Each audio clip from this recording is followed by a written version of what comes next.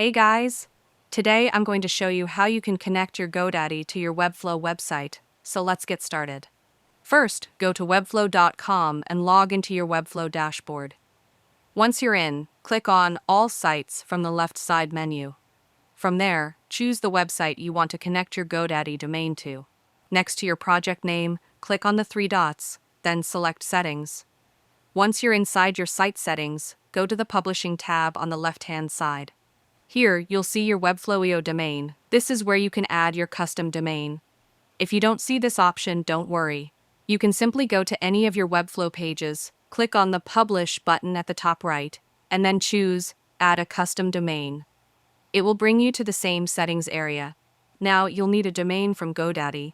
If you haven't bought one yet, head over to godaddy.com.sign in or create an account, and then search for the domain name you want, and hit Search Domains. Once you find an available domain, click Make It Yours to add it to your cart. Choose how many years you want to register it for, review the pricing, and then complete your purchase. After buying your domain, go to your GoDaddy DNS settings.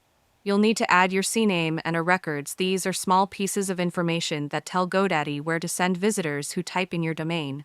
You can find the exact records you need inside Webflow's custom domain setup page. Just copy the DNS records from Webflow and paste them into the DNS section of your GoDaddy account. Once that's done, go back to Webflow, paste your domain name like yourwebsite.com into the custom domain field and click Add. Remember, connecting a custom domain requires a paid Webflow plan, so if you're still on the free version, you'll need to upgrade first. After upgrading, Webflow will verify your settings. Once everything is connected correctly, your GoDaddy domain will point directly to your Webflow website. All done.